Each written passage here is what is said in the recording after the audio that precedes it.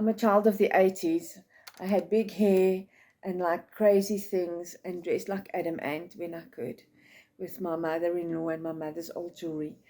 Um, so Philippians 2 verse 14 to 16 says, "Do everything without complaining or arguing, so that you may become blameless and pure children of God without fault in a crooked, depraved generation, in which you shine like stars in the universe as you hold out the word of life." And so in the 80s, we had big hair, we did crazy things. It was a time. But if you look at the generation before the 70s, goodness gracious, those skirts were short. Um, and there was the flower power generation, and then the rock and roll generation, and even in the 1920s, when the women weren't wearing heavy jackets, heavy dresses with bustles and that, and they decided to show their ankles and drop the waistline and soften the clothing and wear lots of crazy jewelry, and they started wearing necklaces in their hair and all kinds of things like that. Every generation is frowned upon by the older generation, and the generations that have come after me now, I'm in my 50s, we also kind of look at them and go, oh, where's the world going? And yet, if you have been a diligent, loving mom or dad, mom and dad, if the grandparents have been involved and you've got family, and you just show that your children that nurturing and love is what gets you there, we will not have a depraved generation. We will not fall in a crooked, depraved generation. Um,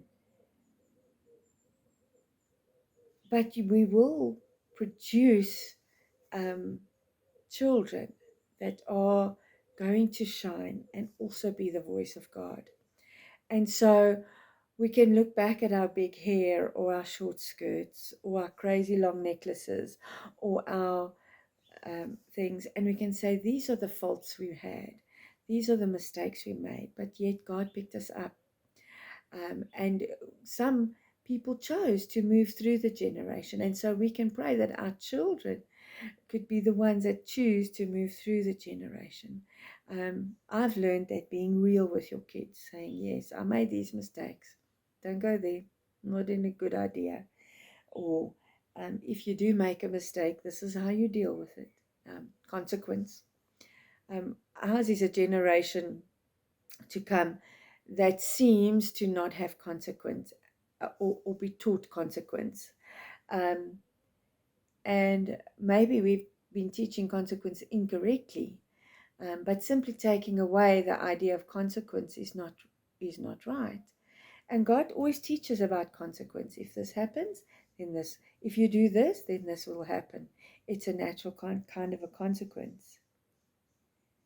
So if you do things without complaining, if you say to God, if God says to you, please do this, or I'm changing your life in this way, or the best way to do it is grasp that absolute clarity of what God knows He wants and embrace it and become part of the solution, if I can say it that way.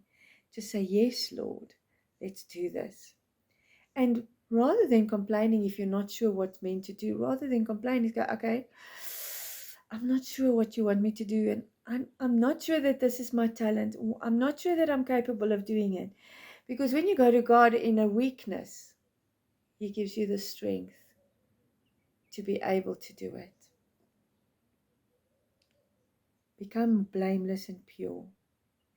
Let your children see that this process of your working hard and of your grappling with things and of you trying to make it better, that it's a process of becoming pure